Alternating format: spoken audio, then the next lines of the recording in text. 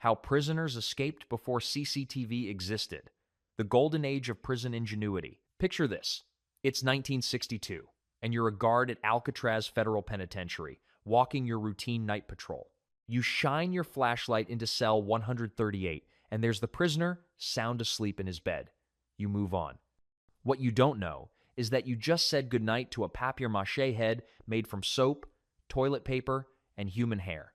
The real prisoner? He's already halfway across San Francisco Bay on a makeshift raft, having spent months digging through concrete with a spoon, before security cameras watched every corner, before motion sensors tracked every movement, before digital locks secured every door. Prisoners had something that modern technology has largely eliminated: opportunity.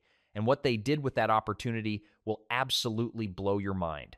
I'll admit, when I first started researching prison escapes from the pre-CCTV era, I thought I'd find a few lucky breaks and some crude tunnel digging. What I discovered instead was a masterclass in human ingenuity that would make MIT engineers jealous.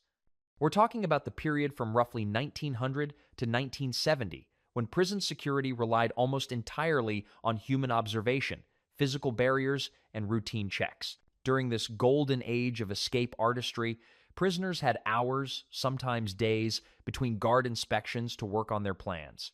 No cameras meant no recorded evidence of suspicious activity. No electronic sensors meant movement could go undetected. And here's the kicker.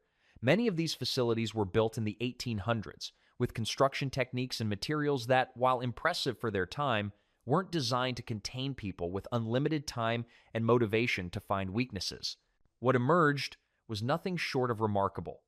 Elaborate schemes that took years to execute, involving multiple prisoners, incredible attention to detail, and innovations that would make professional engineers proud.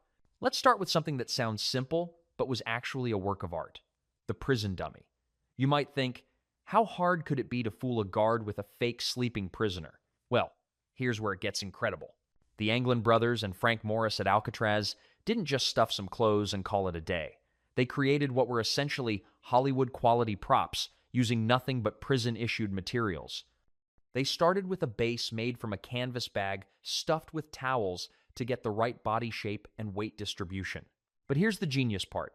They knew guards would shine flashlights on sleeping prisoners, so the dummy had to look convincing under direct light. For the head, they mixed soap shavings with toilet paper and water to create a moldable paste. They sculpted facial features, complete with cheekbones, a nose bridge, and even ear shapes.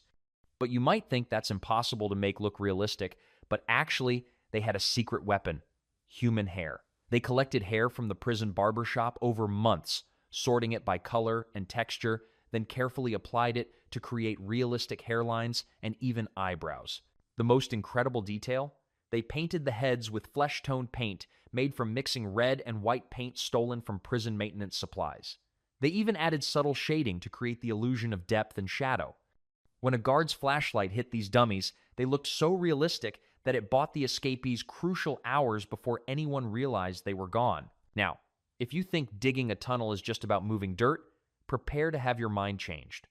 The tunnel escapes of the pre-CCTV era were engineering projects that would impress modern construction crews. Take the 1944 mass escape from Stalag Luft 3, yes, the one that inspired the Great Escape movie.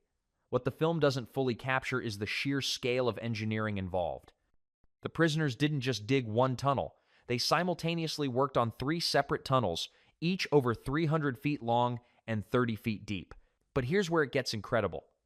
They solved problems that would challenge professional engineers. First, the ventilation problem. How do you breathe 30 feet underground in a tunnel barely wide enough for one person? They created an ingenious air pump system using a kit bag attached to a wooden frame. One prisoner would operate the bellows while others worked at the tunnel face. They ran air lines made from powdered milk cans connected end to end, creating a ventilation system that could supply fresh air hundreds of feet underground. Then, there was the dirt disposal problem. We're talking about moving tons of soil without anyone noticing. They developed what they called penguins, prisoners who would walk around the compound with bags of dirt hidden in their trouser legs, slowly dispersing it in gardens and under buildings. They calculated that each penguin could dispose of about 9 pounds of dirt per day without arousing suspicion, but the most impressive innovation was their underground railway system. They built wooden trolleys that ran on rails made from bed slats, allowing them to move materials and people through the tunnels efficiently. They even installed electric lighting powered by illegally tapped prison electrical systems. I'll admit, when I first learned about the complexity of these operations, I couldn't believe prisoners had the resources to pull this off. But here's what made it possible: time, motivation, and incredible organization. These weren't desperate, last-minute attempts. They were multi-year projects involving dozens of people, each with specialized roles. You might think that scaling a 30-foot prison wall is impossible without proper climbing equipment, but actually, prisoners became masters of improvised vertical escape, and their solutions were nothing short of brilliant. The most famous example has to be the 1971 escape from the Maze prison in Northern Ireland, but let me tell you about an earlier, even more ingenious attempt from Sing Sing in 1941. A group of prisoners spent 8 months creating what was essentially a professional-grade climbing system using only materials available in prison. They started with bed sheets, but not in the way you might think. Simply tying sheets together creates weak points at every knot. Instead, they developed a braiding technique that distributed weight evenly across multiple strands. They would unravel sheets into individual threads, then rebraid them into incredibly strong rope. The process was painstaking. It took about 20 sheets to create 50 feet of rope strong enough to support a man's weight. But here's where it gets incredible. They didn't just make rope. They engineered a complete climbing system. They created grappling hooks by reshaping metal from bed frames, heating the metal using improvised forges made from tin cans and smuggled alcohol. They even developed a pulley system using wheels salvaged from prison carts, allowing them to haul equipment and multiple escapees up the wall efficiently. The most impressive part was their testing protocol. They couldn't exactly practice on the actual prison wall, so they created a testing area in an unused part of the prison workshop. They built a replica wall section and tested their equipment under realistic conditions, calculating weight loads and stress points like professional engineers. One prisoner, who had been a construction worker before his incarceration, even created detailed blueprints showing load distribution and safety factors. These weren't desperate gamblers. They were methodical engineers working with improvised materials. Now, here's where prison ingenuity reached truly incredible heights: lockpicking and keymaking. Before electronic locks and security cards, prisons relied on mechanical locks that, while complex, could be defeated by someone with enough skill, time, and determination. The story that absolutely blew my mind involves a prisoner at Eastern State Penitentiary in 1945. This man, who had been a locksmith before his conviction, spent 3 years creating what was essentially a complete locksmith shop inside his cell. But you might think that's impossible without proper tools. But actually, he proved that almost anything can be turned into precision instruments with enough creativity. He started by creating files from metal strips salvaged from his bed frame, sharpening them against the concrete walls of his cell during the night when the sound would be masked by other prison noises. He developed different grades of files for different purposes: coarse ones for initial shaping, fine ones for precision work. For measuring tools, he created calipers from bent spoon handles, calibrated against known measurements like the width of his cell bars. He even made a primitive micrometer using a screw mechanism salvaged from a broken prison chair, allowing him to measure tolerances to within thousandths of an inch. But here's the most incredible part. He didn't just pick locks. He manufactured keys. He would make wax impressions of locks by volunteering for cleaning duties that gave him access to different areas of the prison. He'd press soft soap or wax into keyholes, then use these impressions to hand-file keys from metal blanks he created by reshaping pieces of his metal food tray. The precision required was extraordinary. Prison locks weren't simple. They had multiple pins, complex cut patterns, and tight tolerances. Yet this man created keys so perfect that they worked smoothly and silently. He even developed a system for testing keys without alerting guards, using a technique where he could feel the lock mechanism's response through the key without actually turning it far enough to trigger the locking mechanism. You might think that planning a complex escape would be impossible when prisoners are kept in separate cells and constantly monitored, but actually, prisoners developed communication systems that would impress modern intelligence agencies. The most sophisticated system I discovered was used during a 1958 escape attempt from Leavenworth Federal Penitentiary. The prisoners created what was essentially a prison-wide internet, decades before the actual internet existed. It started with the classic tap code, a system where letters were arranged in a 5 by 5 grid, and each letter was represented by 2 sets of taps corresponding to its row and column position. But these prisoners took it much further. They developed shorthand codes for common words and phrases, created relay stations, where trusted prisoners would pass messages between distant parts of the prison, and even established scheduled transmission times when the prison was noisiest to mask their communications. But here's where it gets incredible. They created a written communication system using invisible ink made from lemon juice stolen from the kitchen, and developed a message delivery system using the prison's own infrastructure. They would hide messages inside the spines of library books, knowing that books circulated throughout the prison. They created hollow spaces in soap bars to hide written communications, and even developed a system where messages were sewn into the seams of laundry, taking advantage of the fact that prison laundry was processed centrally and redistributed. The level of organization was extraordinary. They had designated intelligence officers who gathered information about guard schedules, shift changes, and security procedures. They had logistics coordinators who managed the collection and distribution of materials needed for the escape. They even had security officers whose job was to watch for signs that their activities had been detected. Here's something that will absolutely amaze you. Prisoners became experts at human behavior analysis, studying guard patterns with the precision of behavioral scientists. Before electronic monitoring, prison security depended entirely on human observation, and humans, no matter how dedicated, are creatures of habit. The 1962 Alcatraz escape is the perfect example of this psychological mastery. Frank Morris and the Anglin brothers didn't just study when guards made their rounds. They analyzed the psychology behind guard behavior. They noticed that guards became less observant during routine checks, especially late at night. They identified which guards were more thorough and which ones went through the motions. But you might think that's just basic observation, but actually, they took it to an incredible level of sophistication. They tracked guard behavior patterns over months, noting how different guards reacted to various situations. They discovered that guards were less likely to thoroughly check cells right after shift changes when the new guard was still getting oriented. They found that guards were more distracted during certain times of the year, around holidays, during bad weather, or when there were administrative changes in the prison. They even studied the acoustic patterns of the prison. They learned exactly how long it took for sound to travel from their cells to the guard stations, allowing them to time their work to coincide with masking noises like plumbing sounds, other prisoners moving around, or external noise from the San Francisco Bay. The most incredible part was their understanding of human psychology. They realized that guards expected to see certain things: a prisoner sleeping in his bed, normal sounds from occupied cells, routine activities during the day. So they created elaborate deceptions that gave guards exactly what they expected to see, while the real activity happened in spaces and times that fell outside normal observation patterns. I'll admit, when I first learned about the theatrical aspects of prison escapes, I thought it was exaggerated Hollywood nonsense. But actually, some of the most successful escapes involved performances that would impress professional actors. Take the 1934 escape from the Indiana State Prison, where a prisoner named John Dillinger convinced guards he was holding them hostage with a wooden gun. But here's the incredible part. It wasn't just about carving a piece of wood to look like a gun. This prisoner understood that successful deception requires complete commitment to the performance.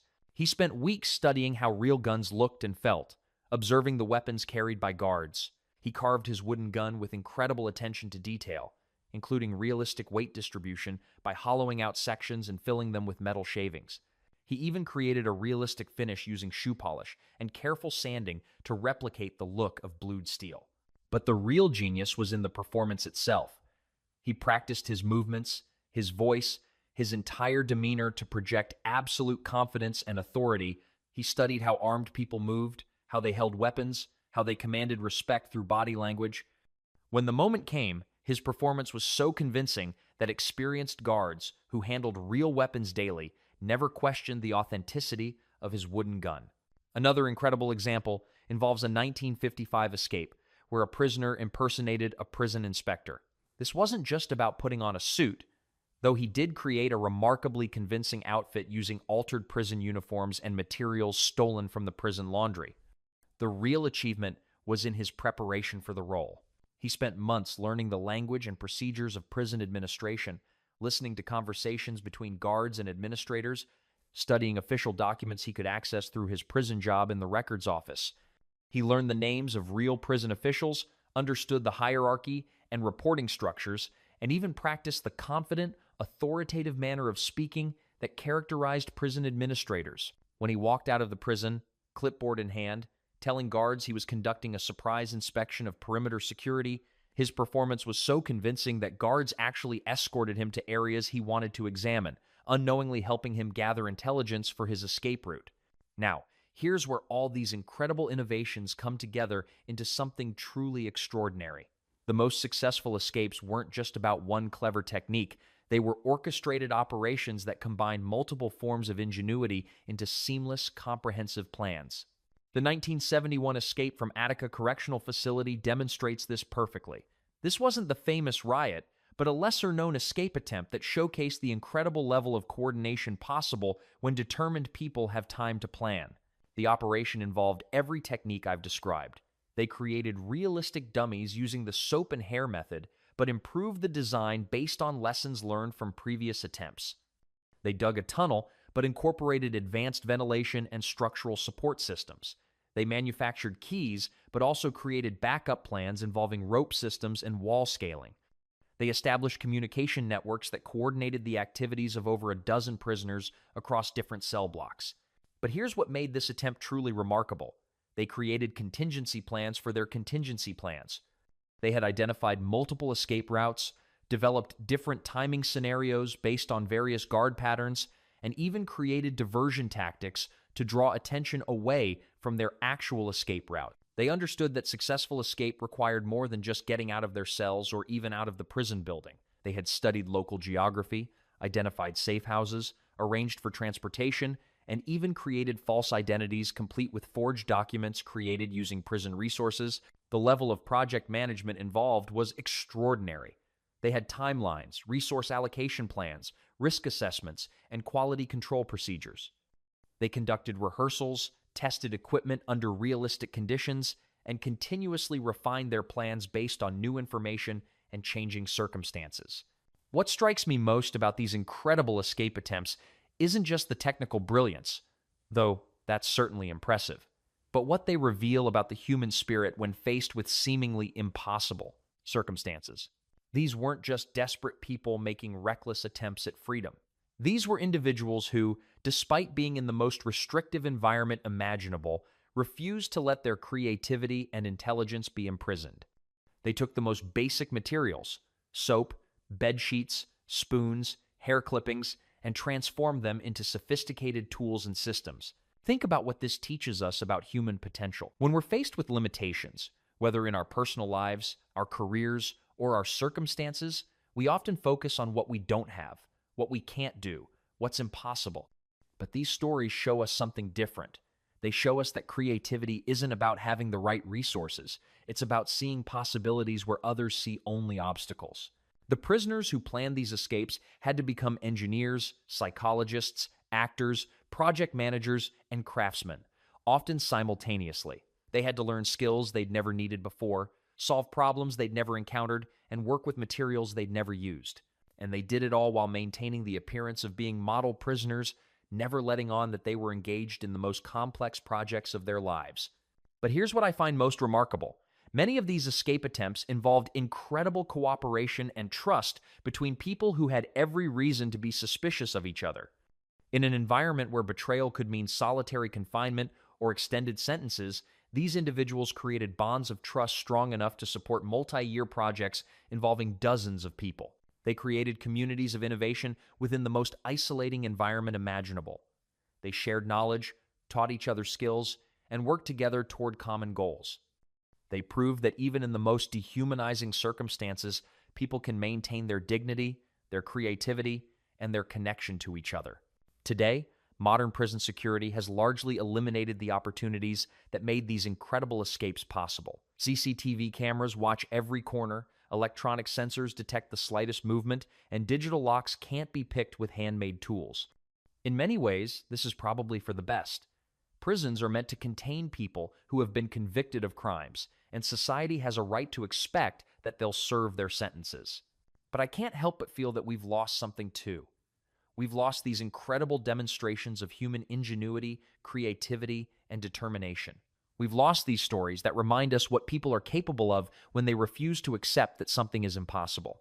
The next time you're faced with a challenge that seems insurmountable, remember the prisoner who turned soap and hair into a Hollywood-quality prop, or the one who created precision measuring instruments from bent spoons, or the group that built a 300-foot tunnel with nothing but improvised tools and unlimited determination. Remember that human creativity isn't limited by circumstances, it's unleashed by them. The most incredible innovations often come not from having unlimited resources, but from having unlimited motivation to overcome limitations. These escape artists of the pre-CCTV era weren't just trying to get out of prison. They were proving that the human spirit can't be contained, that creativity can't be locked up, and that given enough time and determination, there's no problem that human ingenuity can't solve. And that, perhaps, is the most important escape of all. The escape from the belief that we're limited by our circumstances rather than empowered by our creativity.